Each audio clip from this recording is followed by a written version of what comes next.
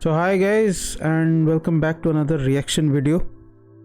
और आज का टॉपिक है हमारा पत्नी से आध्यात्मिक क्लेश कह लो या कलेश कह लो, जो कि ज़्यादातर घरों में होता ही है क्योंकि आदमी एक्सट्रीम पे भागता है हमेशा। तो जब भी किसी परिवार में आदमी अध्यात्म की तरफ बढ़ने लगता है तो वो कुछ ज़्यादा ही आगे बढ़ जाता है। वो अपने साथ साथ घर वालों का भी जीना हराम कर देता है। एक चीज़ मैं बहुत क्लियर कर दूं, कोई भी अगर आध्यात्म आपको प्रैक्टिकलिटी से दूर लेके जाता है, प्रैक्टिकल लाइफ से दूर लेके जाता है, तो फिर वो आध्यात्म नहीं है, वो आपको फंसाया जा रहा है कहीं ना कहीं। अगर आप किसी आध्यात्मिक पथ पर चलते हैं और उससे आपके जीवन में शांति आती है तो आप अपनी शांति को अपने तक रखिए।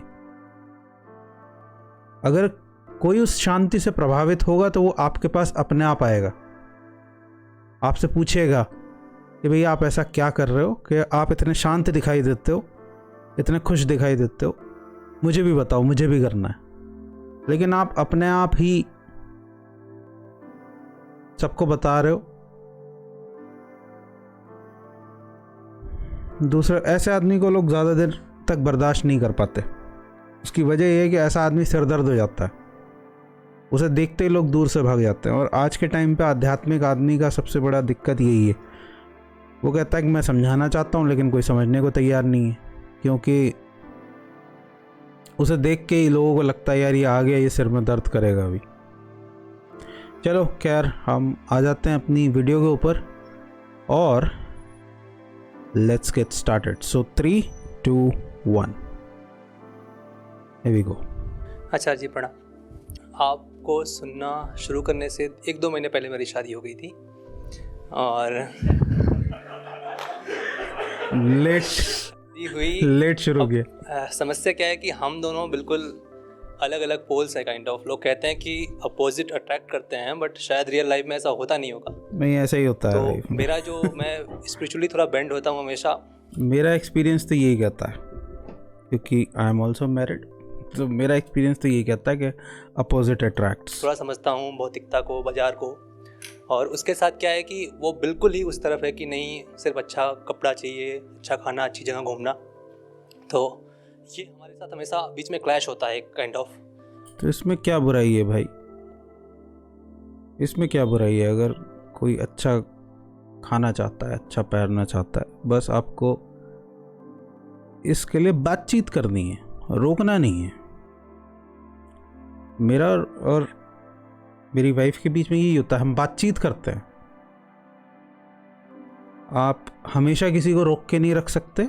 If you are in relationship, हमेशा किसी को रोक के नहीं रख सकते, हमेशा किसी को दबा के नहीं रख सकते, और रखना भी नहीं चाहिए। आप होंगे महापुरुष, आप चल रहे होंगे आध्यात्मिक पथ पे, लेकिन दूसरा आदमी का जीना तो आप नहीं हराम कर सकते ना। You need to understand. और उसके साथ में क्या है कि धार्मिक तो वो भी हैं, बट उनके लिए शायद धार्मिकता यही है कि थर्सडे को नाखून नहीं काटना या किस दिन शैम्पू नहीं करना।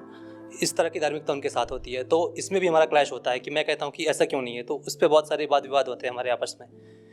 और फिर बेटा, ये आदमी का बहुत दिन चल नहीं पाएगा। ये अग्रसर है, निरंतर अग्रसर है डिवोर्स की तरफ। उसके बाद ये लगता है कि मैं नॉर्मल नहीं हूँ, वो नॉर्मल हैं। तो हमसे कहती है कभी कभी कि नॉर्मल क्यों नहीं हो जाते, तुम नॉर्मल क्यों नहीं रहते हो। वैसे मुझे कल से कह रही है कि क्यों जाना, मत जाओ।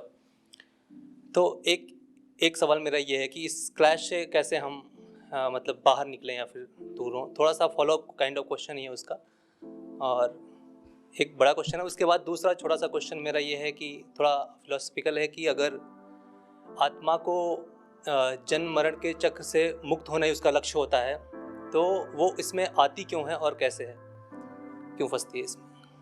धन्यवाद। आत्मा किसी चक्र में नहीं फंसी हुई है। आत्मा स्वभावतः शुद्ध बुद्ध मुक्त ही है। आत्मा नहीं कहीं फंस गई, आत्मा कहीं नहीं फंसती। ये कहाँ से पढ़ा है कि आत्मा फंस जाती है? अच्छी आत्मा होती है, बुरी आत्मा होती है, फंस जाती है। तो बोलते हैं ना कि उसका लक्ष्य मतलब लोग मैंने किसको सुना है, जन्म मरण के चक्र से मुक्ति ही। ये तो वैसी ही बातें कर रहे हो जैसी घर में सुन के आए हो। लोग बोलते हैं, नॉर्मल बातें कर रहे हो। वो पत्नी की बात इन्होंने भी नहीं की, क्योंकि पता नहीं आगे करेंगे नहीं करेंगे, बट उस तरफ जाना ठीक ही नहीं है, क्योंकि वो तुम्हारा मैटर है और तुम्हें किसी को ज़बरदस्ती तुम किसी के ऊपर यार अपनी आध्यात्मिकता थोपोगे तो फिर तुम्हें भी तो तैयार रहना पड़ेगा ना दूसरे का सामना करने के लिए। और रिलेशनशिप कोई भी हो वो 2 वे कम्युनिकेशन पे चलती है, इट्स लाइक 2 वे प्रोसेस। तुम्हें दूसरे को समझना पड़ता है। तुम किस बात के आध्यात्मिक आदमी हो अगर तुम अपनी ही वाइफ को समझने को तैयार नहीं हो, उस पर थोप रहे हो चीज़ें, दैट्स नॉट गुड। ये कोई भी आध्यात्मिकता नहीं सिखाती, ये कोई भी आध्यात्मिकता नहीं सिखाती। कृष्ण की इतनी सारी पत्नियां थीं, उसमें आपको क्या लगता है सारी की सारी आध्यात्मिक थी? सब कृष्ण के कहे में ही चलती थी। आप जाके सत्यभामा की कहानी पढ़ लेना। She was one of the rudest और ईगोइस्टिक वाइफ, क्योंकि वो बहुत अमीर परिवार से आती थी और वो इस बात का बहुत ज़्यादा घमंड भी था। उनकी कहानी है बाकायदा भागवत में, आपको वैसे भी मिल जाएगी। पर आपको क्या लगता है कृष्ण एक एक पत्नी को पकड़ के समझाते होंगे? नहीं। आध्यात्मिकता ये कहती है, स्पिरिचुअलिटी ये कहती है, पहले आप रहो एज इट इज़ रहो, जैसे आप हो आप वैसे रहो उस आदमी के साथ। जब जैसा आप रह रहे हो वैसे ही दूसरे आदमी को भी स्वीकार करो। अगर आपकी लाइफ में शांति है, बैलेंस है और दूसरे को वो फ़र्क महसूस देगा कि भाई उसकी लाइफ में बेचैनी है और आपकी में नहीं है, तो वो अपने आप आगे आपसे पूछेगा कि भाई तुम ऐसा क्या कर रहे हो जो मैं लैक कर रहा हूँ, तब आप उसे बताओ। लेकिन आप अपनी तरफ से गुरु महाराज बने हुए हो तो यार तुम अपनी ही ज़िंदगी में जहर घोल रहे हो। सही बात तो ये है। आत्मा पर इतना बोला है, इतना बोला है, इतना बोला है। मैंने कभी बोला कि आत्मा फंसी हुई है या आत्मा बंधन में है? हाँ, मेन तो यही रह गया, आत्मा कभी बंधन में होती नहीं है। आत्मा तो मुक्त ही है सदा, क्योंकि उसने ही अपनी मर्जी से, ये शरीर भी उसने अपनी मर्जी से ही बनाया, उसने एक फॉर्म ली है। ये जब टाइम आएगा तो वो अपने आप इस फॉर्म को डिसॉल्व कर देगी। आपको उस चीज़ की चिंता लेने की ज़रूरत नहीं है। ये तो आपने कहीं वो ये घर वाली आध्यात्मिकता है जिसमें आपने पढ़ लिया है कि आत्मा बंधन में है, बंधन मुक्त करना है इसे। आत्मा तो आत्मा है, उसे कौन बंधन में डालेगा? आप बंधन में हो क्योंकि आप आत्मा से दूर हो। आत्मा का तो नाम मुक्ति है, मुक्ति बंधन में कैसे हो सकती है? आप अहंकार बने बैठे हो, आपको आत्मा से दूरी रखनी है, वो आपका चुनाव है। आत्मा को कोई समस्या नहीं है कहीं। अहंकार क्या है? वही आइडेंटिटी क्राइसिस। आप फंसे हुए हो इस आइडेंटिटी क्राइसिस में। आत्मा को इस आइडेंटिटी क्राइसिस से कुछ नहीं लेना देना। वो तो मस्त सांस चला रही है, डाइजेशन कर रही है, ब्लड प्रेशर मेंटेन कर रही है, उसका काम आप ख़राब करते हो। आप बेकार में टेंशन लेके आ जाते हो, ब्लड प्रेशर ख़राब कर लेते हो। आप टेंशन लेके आ जाते हो, आपका डाइजेशन बिगड़ जाता है। एक्स्ट्रा काम तो उसे करना पड़ता है बेचारे। वो तो मस्त हार्ट पंप करने में वो खुश है, उसे लेना देना भी नहीं है आप क्या कर रहे हो। आप किस आइडेंटिटी क्राइसिस में फंसे हुए। तो आत्मा ये छोटे मोटे धंधे मोल नहीं लेती, उसे और बड़े काम हैं। उसे इतनी बड़ी बॉडी को चालू रखना है, इतनी बड़ी दुनिया को चालू रखना है। आत्मा मस्त है, उसके पास वो करने के लिए और बहुत काम है। सारी समस्याएं आपको हैं क्योंकि आप हैं, आत्मा नहीं है। जब आप होते हैं और आत्मा नहीं होते तो आपका क्या नाम होता है? अहंकार। तो सारी समस्याएं उसको होती हैं। अहंकार कैसे फंस गया? उसकी मर्जी। किसी ने साजिश करके तो फंसाया नहीं है। मैं क्यों कह रहा हूं उसकी मर्जी? क्योंकि चाहे तो आज मुक्त हो सकता है।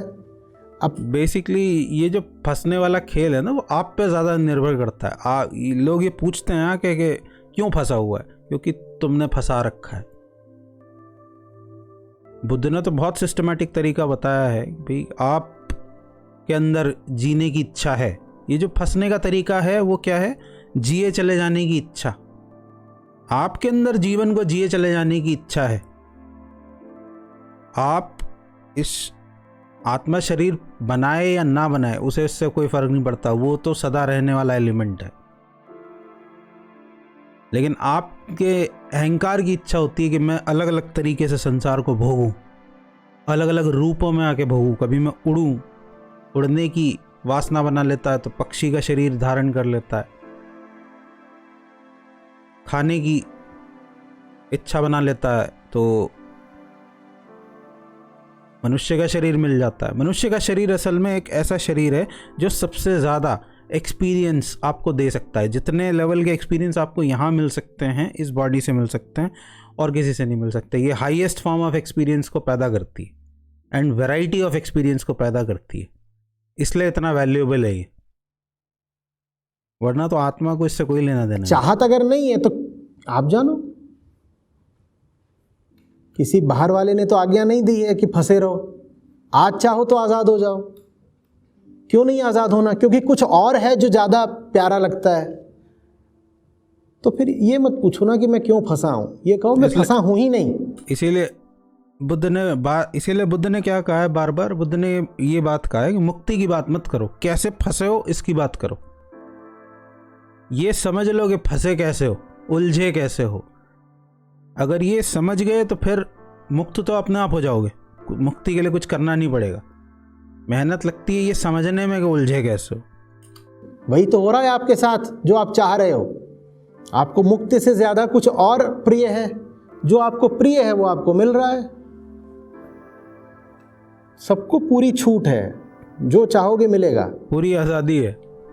आत्मा और मुक्ति चाहोगे तो वो इस दुनिया का मज़ा यही है कि यहाँ तुम जो चाहोगे वो तुम्हें मिल सकता है। हाँ, तुम्हें मेहनत करनी पड़ेगी उसके लिए, उसमें समय लग सकता है, लेकिन ऐसी कोई चीज़ नहीं है इस दुनिया में जो ना पाई जा सके। कोई ऐसी चीज़ नहीं है यहाँ। इस दुनिया का बड़े से बड़ा दुख ये है कि यहाँ जो चाहा जा सकता है वो मिल सकता है, एक दिन तुम्हें वो मिल जाएगा। और दुख की बात ये है, सैड पार्ट ये है इस चीज़ का कि आदमी ऐसा बना हुआ है, आदमी का मन ऐसा बना हुआ है कि जो चीज़ उसे मिल जाती है उसके लिए वो बेकार हो जाती है। भले ही वो कितनी मेहनत, मशक्क़त और स्ट्रगल्स के बाद मिली हो, लेकिन जैसी मिल जाती है वैसी वो बेकार। मिल जाएंगे और बंधनों में ही बड़ा मजा आ रहा हो तो बंधन मिले रहेंगे। कोई जबरदस्ती आकर के गांठें नहीं खोलने वाला, कोई नहीं कहने वाला चलो चलो जबरदस्ती मुक्त हो। आपको उम्र भर बंधन में रहना है तो रहे आइए। प्रकृति ने तो पूरी आज़ादी दी है। प्रकृति ना आगे रोकती है ना टोकती है। जैसा जीने के लिए चाहो वैसा जीने के लिए तुम आज़ाद हो। तुम्हारे पूरी आज़ादी है, क्योंकि ये जीने के लिए है ही। आपका चुनाव है, सब कुछ आपके चुनाव पर निर्भर करता है। इसी चुनाव को मिथ्या भी कहते हैं, भ्रम भी कहते हैं। उसकी क्या वजह है? क्योंकि जब आप बंधन चुनते हो तो ये सोचकर चुनते हो कि बंधन में ही सर्वोच्च आनंद है।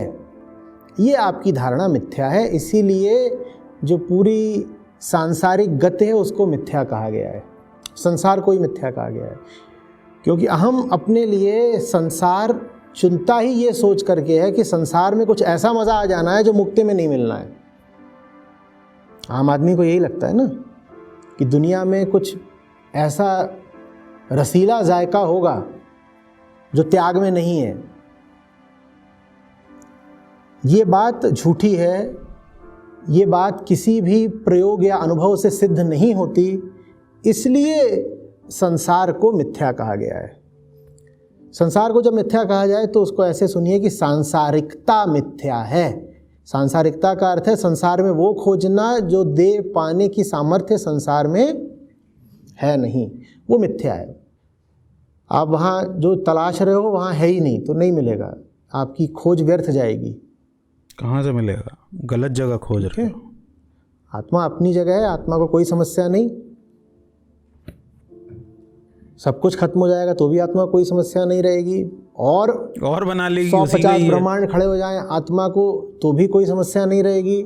सब कुछ उसी में ही हो रहा है। दुनिया में सब राजी खुशी रहें, आत्मा तब भी अपनी जगह है। संपूर्ण प्रलय हो जाए तो भी आत्मा मस्त है। उसको तब भी कोई फर्क नहीं आत्मा पड़ता। का दुनिया के कारोबार से कोई संबंध नहीं।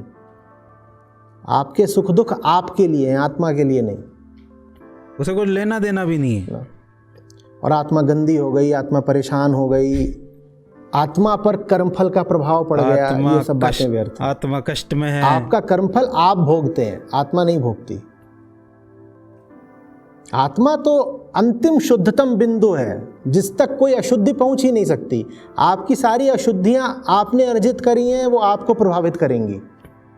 I was listening the J Krishnamurti on the other day, और वो सेम चीज़ को वहाँ पर मेंशन कर रहे थे कि there is a realm जहाँ पे thought is not allowed।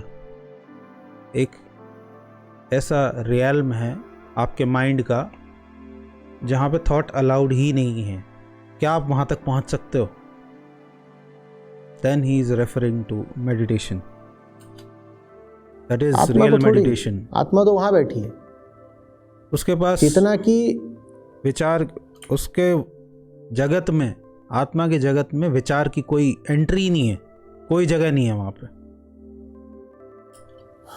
गंदगी है उसके उच्चतम लिए। स्थिति को आत्मा कहते हैं। उस पर क्या किसी का प्रभाव पड़ेगा? वो तो उच्चतम है।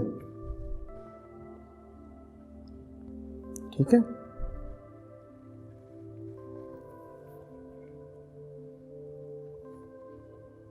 पहले प्रश्न पर मैं मौन ही रहूं तो बेहतर है। पता था क्या बोलूं? वो कोई भी समझदार आदमी उसमें पर्सनल लाइफ में तुम्हारी घुसना नहीं चाहेगा, क्योंकि पर्सनल लाइफ तुम्हारी है, वो तुम्हें ही हैंडल करनी पड़ेगी। और इसमें सही सलाह मानो, और मेरी सलाह मानो, मेरे एक्सपीरियंस से मानो, तो खुद भी चैन से जियो, दूसरे को भी चैन से जीने की आज़ादी दो। तुम दूसरे की छाती पे चढ़ के बैठोगे और उससे ये एक्सपेक्ट करोगे कि वो तुम्हें बर्दाश्त करेगा, तो ये तुम्हारी बेवकूफ़ी है। और ये कोई आध्यात्म ये नहीं सिखाता, कोई आध्यात्म ये बेवकूफ़ी नहीं सिखाता, ये सरासर बेवकूफ़ी है। भी कोई सलाह आपकी कि मतलब वो क्लैश कम कैसे हों, समझाने को तो मैं कोशिश करता हूँ, फिर आपकी बात मेरा याद काम आती है। क्लैश कम कराना है ही नहीं।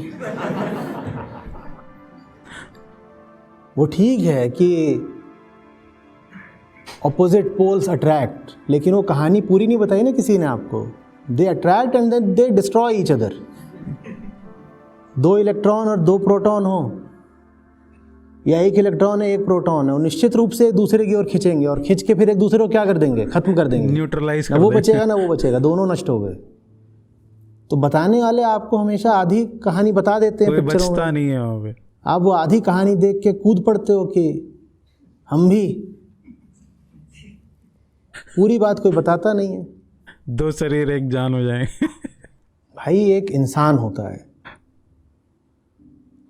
छोड़ दो कि उसका लिंग क्या है, कि एक स्त्री एक पुरुष, एक इंसान है। कुछ सोच समझ के उसकी संगत करोगे। ध्यान से सुनना ये वाली लाइन कि एक इंसान होता है। यही चीज़ जे कृष्णमूर्ति इसको बोलते थे, see as it is, see as it is. जब भी तुम किसी से बात कर रहे हो या किसी से मुखातिब हो रहे हो, किसी की तरफ देख रहे हो, तो ये मत देखो कि वो उसका मेरे से संबंध क्या है। ये मेरी माँ है, बीवी है, पिताजी हैं मेरे, बेटा है, बेटी है, बच्चा है मेरा कौन है, या मेरे फूफा नाना ताऊ कौन है। ये मत देखो। देखो कि सामने एक इंसान खड़ा हुआ है, तब तुम्हें वो इंसान क्या कर रहा है और क्यों कर रहा है एज इट इज़ दिखाई देगा, एज इट इज़ दिखाई देगा। लेकिन पहली नज़र में ये होश बनाए रखना बड़ा मुश्किल है। जैसे वो बोल रहे हैं कि इसी चीज़ की वो बात मेंशन कर रहे हैं कि भूल जाओ उसका लिंग भी, भूल जेंडर भी उसका भूल जाओ थोड़ी देर के लिए, कि वो आदमी है या औरत है, मेल है कि फीमेल है। बस देखोगे सामने एक इंसान खड़ा हुआ है, then you will be able to see it as it is without any word, without any बस thought। यूं ही एक इंसान है। छोटी छोटी बात पर तो सोशल मीडिया पर लोगों से भिड़ जाते हो ना। किसी ने आपकी पोस्ट पे कमेंट कर दिया, एकदम चिढ़ जाओगे, फिर उसको रिप्लाई करने के लिए कई बार इधर उधर जा करके लिंक खोजोगे, नहीं जो मैं बात बोल रहा हूँ सही है, देखो यहाँ से साबित होती है। आप जिस व्यक्ति के साथ अब कह रहे हो कि मैं दिन में 24 घंटे गुजारूंगा, अगले कम से कम 5-10 साल गुजारूंगा, वो इंसान कैसा है कुछ परखते भी हो क्या? या बस लिंग देख करके मतवाले हो जाते हो? यहाँ तो आप ज़्यादातर केस में तो ऐसे ही होता है, लोग लिंग देख के ही मतवाले हो जाते हैं। खैर उनका स्टांस अलग है इस चीज़ पे, क्योंकि उन्होंने शादी नहीं की और उन्होंने पहली चीज़ यही क्लियर रखी है अपने माइंड में कि शादी नहीं करनी है, ऐसे ही जीवन गुजारना है। बट अगर आप शादीशुदा ज़िंदगी चैन से गुजारना चाहते हो तो जाके अपनी आध्यात्मिकता अपने तक रखना। तो ये मेरा बहुत जेन्युइन आप लोगों को सजेशन है, अपनी आध्यात्मिकता को अपने तक रखो। अगर आपकी लाइफ में कोई बदलाव आता है, कोई जेन्युइन बदलाव आता है, शांति आती है, समझदारी आती है, तो दूसरा आके आपसे अपने आप पूछेगा कि भाई तुम ऐसा क्या कर रहे हो, मुझे भी बताओ, मुझे भी ये चीज़ अच्छी लग रही है। वो अपने आप आके आपसे पूछेगा। लेकिन अगर आप ज़बरदस्ती किसी के ऊपर इस आध्यात्मिकता को थोपने की कोशिश करोगे तो सब आपसे दूर भागेंगे, भले ही वो आपकी वाइफ ही क्यों ना हो। और अगर आप ज़बरदस्ती ये फिर भी करने की कोशिश कर रहे हैं तो आप अपनी रिलेशनशिप को खतरे में डाल रहे हैं, मैं बता रहा हूं। आप समझाइए up to some extent, conversation करने की कोशिश कीजिए अपनी वाइफ के साथ। ये नहीं कि मैं समझा के ही मानूंगा, ये बेवकूफ़ी है कि मैं समझा के ही मानूंगा। आप किसी को ना ज़बरदस्ती समझा सकते हो, ना किसी को आप ज़बरदस्ती आध्यात्मिक बना सकते हो। बेवकूफ़ी है आपकी ऐसा सोचना। राहुल गांधी के साथ लगे हो, कोई मोदी के साथ लगा है तो इस बात पे ही लड़ लेते हो, अनजानों से लड़ लेते हो, नहीं लड़ लेते हो। ट्रेन में चल रहे हो, वहाँ पे कोई सामने बैठा हुआ है, उससे यूं ही बिना बात, उसका नाम भी नहीं जानते, उससे बहस कर लेते हो।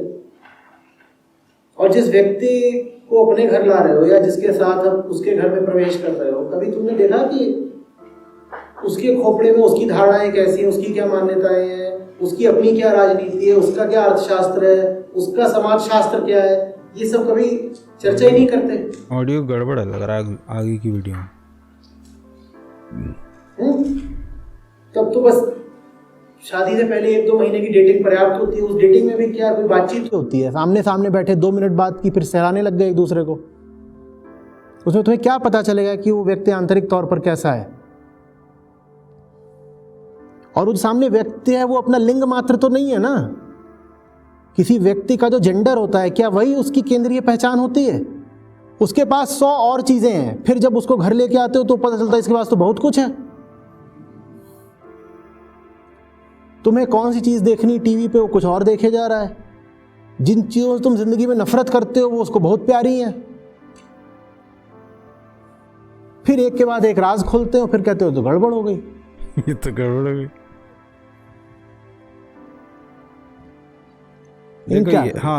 देखो ये बातें जो हैं वो तभी तक काम की हैं जब तक आपने शादी, उनके पॉइंट ऑफ व्यू से ये बातें सही हैं क्योंकि शादी नहीं की है। जब तक आपने शादी नहीं की है तब तक आप ये चॉइस कर सकते हो।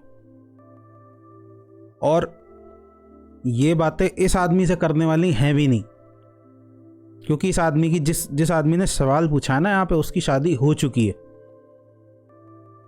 उसे उस हिसाब से डील करना पड़ेगा।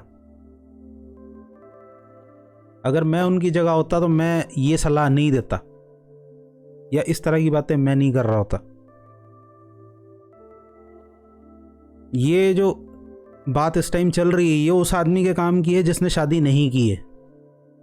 वो सोच सकता है, उसके पास समय है दिमाग चलाने का कि या तो मैं राइट पार्टनर चुनूं, उस तरह का पार्टनर चुनूं जिससे मेरी ट्यूनिंग बैठे इस मामले में, या फिर मैं शादी ना करूं। लेकिन अगर आप शादी कर चुके हो तो फिर आपको फिगर आउट करना है कि मैं अपनी ट्यूनिंग कैसे बिठाऊं अपने पार्टनर के साथ, अपनी वाइफ के साथ या अपने हस्बैंड के साथ। वाइफ हो या हस्बैंड हो, बात ऑपोजिट जेंडर की है। तो उसका एक जो कम से कम मेरा जो तजुर्बा है वो ये है कि आप खुद भी चैन से जियो, दूसरे को भी चैन से जीने दो। अगर आपकी आध्यात्मिकता किसी को दिखाई देगी तो वो अपने आप ही आपसे आके पूछेगा। आप अपनी प्रैक्टिसेस को दूसरों के ऊपर मत थोपो। इस तरह से आप भी खुश रहोगे, वो भी खुश रहेगा। ये जो लिंगबद्धता है, जेंडर फोकस, वो आंखों पे एकदम पर्दा डाल देता है। फिर बस ये दिखाई देता है कि सामने वाले की शक्ल सूरत कैसी है, देह बढ़िया होनी चाहिए। देह का क्या करोगे? देह से तुम्हारा वास्ता दिन में पड़ेगा भी तो 10 मिनट, आधा, 1 घंटा, बाकी 23 घंटे कैसे झेलोगे उसको? और हर व्यक्ति एक पूरा पैकेज होता है कि नहीं? या वो सिर्फ अपना लिंग होता है? नहीं, वो एक पूरा पैकेज होता है। वो पूरा पैकेज हम कभी अच्छे से जांच परख के देखते नहीं।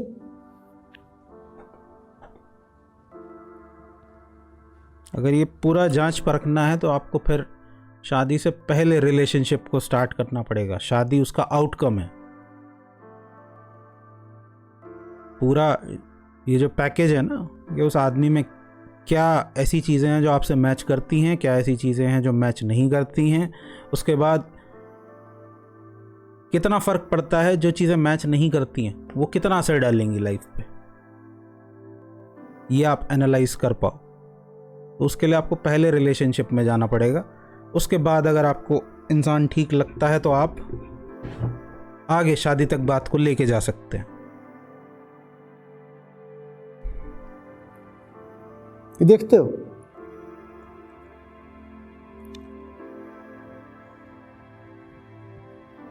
मैं तो प्रश्न ये कर रहा हूं कि ये सारे राज शादी के बाद क्यों खुल रहे हैं? शादी से पहले क्या कर रहे थे? अरे गुरु महाराज, उनकी शादी अभी हो चुकी है ना, अब क्या करे वो आदमी? उनकी शादी अभी हो चुकी है, बताओ क्या करे वो आदमी? आपका ये जवाब अभी उसके लिए किसी काम का नहीं है, और उसके लिए डांट जैसा है। अब जब मान लो, चलो आपने कहा कि शादी गलती है, गलती हो चुकी है, अब आप डांट रहे हो, उससे फ़ायदा क्या है? अब तो अप्रोप्रिएट सलाह दे सकते हो, और आप बोल चुके हो कि भाई इसमें मैं क्या ही बोलूं, तो फिर आपको बोलना नहीं चाहिए था, शुरू नहीं करनी चाहिए थी ये बात।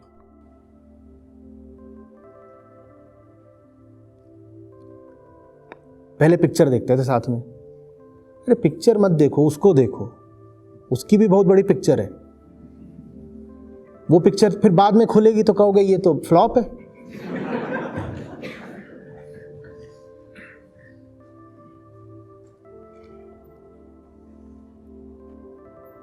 आप बहुत सफाई पसंद हो, जिसको ले आए हो उसका काम है कि कपड़े उतारे, एक इधर फेंक दिया, पंखे के ऊपर टांग दिया, एक वहाँ फेंक दिया, कुछ कर दिया, शौचालय का प्रयोग किया तो वहाँ पे फ्लश नहीं करा।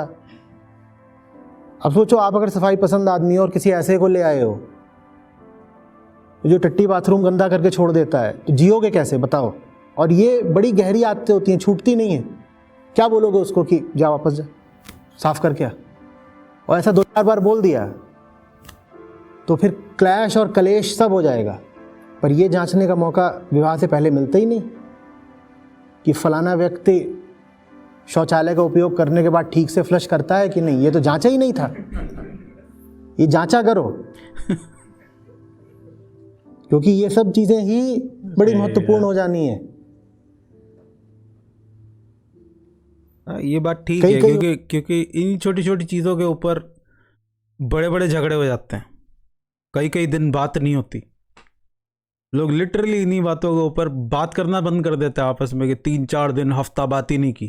क्यों? क्योंकि आपने वो फ्लश नहीं किया था ठीक से। होते हो 4-4 दिन कपड़े नहीं बदलते।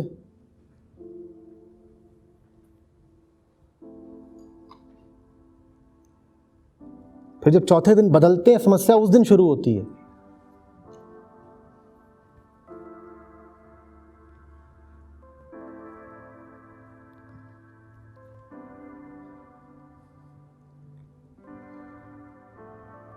ये तो पूछा ही नहीं। मुझे नहीं पता। ऐसी उम्मीद भरी निगाहों से मेरी ओर क्या देख रहे हो? मैं नहीं जानता। जो रास्ता लिया नहीं, हम तो यही बता सकते हैं इससे बचना कैसे है, उस पर चलना कैसे है, कैसे बताएं? तो तुम जानो भाई साहब, जो दूर से देखेंगे मजे और लेंगे। अरे यार हद हो गई। कुछ नहीं, क्या है, कोशिश करो, उम्र भर थोड़ा थोड़ा कुछ प्रगति होती रहेगी। और ऐसा नहीं, कुछ भी नहीं हो सकता। आई टोल्ड यू ना, ये गलत आदमी के सामने सवाल पूछ, ये आदमी सवाल ही गलत आदमी के सामने पूछ रहा है। ये गलत आदमी, गलत सवाल से इन्होंने शुरुआत करी है यार। वो आदमी क्या सलाह देगा इस पे? यात्रा भले ही 1000 मील की हो, पर इस जन्म में तुम कम से कम 2-4 कदम तो आगे बढ़ सकते हो ना। तो उतना आगे बढ़ो, उससे ज़्यादा वैसे भी नहीं बढ़ पाओगे। तुम किसी को आगे को बढ़ा रहे हो, वो तुमको पीछे को खींच रहा है, तो उसमें 2-4 कदम से ज़्यादा की प्रगति तो वैसे भी नहीं हो सकती। तुम उतनी ही कर लो, उससे अपने आप को संतोष दे लेना कि कुछ किया।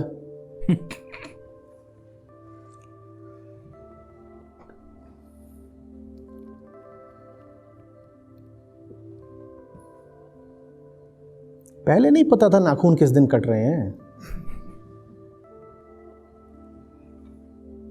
रिलेशनशिप पे अगर आपको सलाह चाहिए ना, तो ज़्यादा बेटर है, इस मामले में ज़्यादा बेटर आदमी है संदीप माहेश्वरी। आपको संदीप माहेश्वरी ने रिलेशनशिप के ऊपर बहुत सारे वीडियोस बनाए हैं। ज़्यादा बेटर है कि आप वो वीडियोस जाके, ख़ास तौर पे मैरिड रिलेशनशिप के ऊपर, आपको कैसे अपने मैरिड लाइफ को हैंडल करना है। अगर आपको सच में ये जानना है तो आप संदीप माहेश्वरी को सुनो, क्योंकि उस आदमी ने शादी की है, उसके पास उसके बच्चे हैं, पूरा परिवार है, तो वो ज़्यादा बेटर सलाह दे सकता है आपको। हालांकि कहता वो भी यही है कि शादी करके गलती हो गई है, लेकिन अब हो गई है तो अब मैनेज तो करना पड़ेगा, तो कर रहे हैं। लेकिन वो फिर भी इस मामले में ज़्यादा बेटर आदमी है सलाह, इस सलाह के मारे में, मैरिड लाइफ के लिए।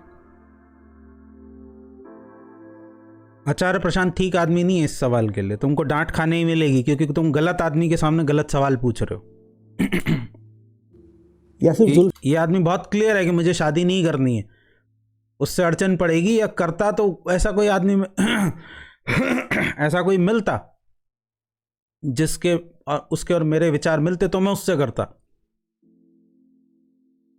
पर उन्होंने की नहीं, तो इसका मतलब क्लियर है कि उन्हें ऐसा कोई मिला भी नहीं जिससे उनके विचार मिलते हों, क्योंकि इतने एग्रेसिव विचार मिलना बहुत मुश्किल है। ऐसे दो लोग मिलना बहुत मुश्किल है जिनके इतने एग्रेसिव विचार आपस में मिलते जुलते हों। क्लैश होगा। जुल्फे ही निहारते थे, ये नहीं पूछते थे शैम्पू तू सिर्फ एक ही दिन क्यों करती है। तभी पूछ लेते कि ये क्या चक्कर है। हफ्ते भर बाल गंधाते हैं, एक दिन खुशबू आती है, ये क्या है? सिर्फ शुक्रवार को शैम्पू होता है।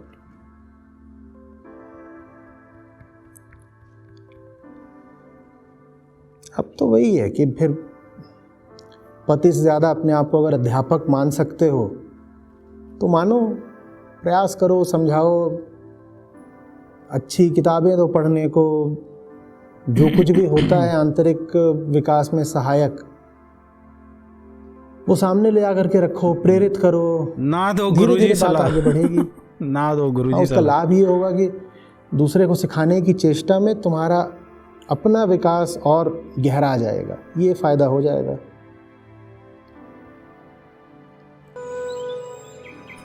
चलो धीरे धीरे फाइनली हम लोग वीडियो के एंड पे आ गए, बट इस टॉपिक पे कम से कम इनकी सलाह उतनी काम की नहीं है, ये मैं खुले तौर पे कहना चाहूँगा। और अगर आपको बात समझनी है तो सीधी बात ये समझो कि अगर आप रिलेशनशिप में हो, आप शादी कर चुके हो, तो आप दूसरे के ऊपर अपनी आदतों को नहीं, अपनी चीज़ को नहीं थोप सकते। ठीक है आप स्पिरिचुअल हो, लेकिन उसके चक्कर में सारे घर का थोड़ी जीना हराम कर दोगे यार। स्पिरिचुअलिटी ये नहीं सिखाती। स्पिरिचुअलिटी ये सिखाती कि ना दूसरे की छाती पे बैठो, ना अपनी छाती पे किसी को बैठने दो। और जहां पे बात आती है रिलेशनशिप की, शादी की, वहां पे ऐसा नहीं होता कि या तो मेरी मर्जी चलेगी या तुम सामने वाली की मर्जी चलेगी। नहीं, little bit my way, little bit your way. आप हर चीज में जाके पोक करोगे, आदमी को सुधार के ही मानूंगा मैं, तो गड़बड़ होगी ना। और इतना ज्यादा आप कैसे कंफर्म्ड हो कि आप भी सुधरे हुए? नहीं यार, आदमी को जीने का हक दो। अगर चाहते हो कि आपकी रिलेशनशिप चले, नहीं तो धीरे धीरे आप डिवोर्स की तरफ बढ़ रहे हो, धीरे धीरे, बहुत दिन नहीं है उसमें। चलो आज के लिए इतना ही रखते हैं। और कैसा लगा आप लोगों को ये वीडियो मुझे कमेंट सेक्शन में लिखकर ज़रूर बताना। और अगर आप हमारे साथ जुड़ना चाहते हैं तो मेरा रिक्वेस्ट है कि चैनल को सब्सक्राइब ज़रूर कीजिए और बेल आइकन ज़रूर प्रेस कीजिए, ताकि जब भी वीडियो अपलोड हो आप लोगों तक नोटिफिकेशन ज़रूर पहुँचे। और आपका अगर कोई सवाल है, आप चाहते हैं कि मैं किसी क्वेश्चन पे अलग से डिस्कशन करूं, आप लोगों को अपने थॉट्स दूं, तो आप नीचे कमेंट सेक्शन में अपने थॉट्स छोड़ सकते हैं। मैं चलता हूं, मैं मिलूंगा आप लोगों से अगले वीडियो में। तब तक के लिए thank you so much for watching and I will see you next time. Bye bye.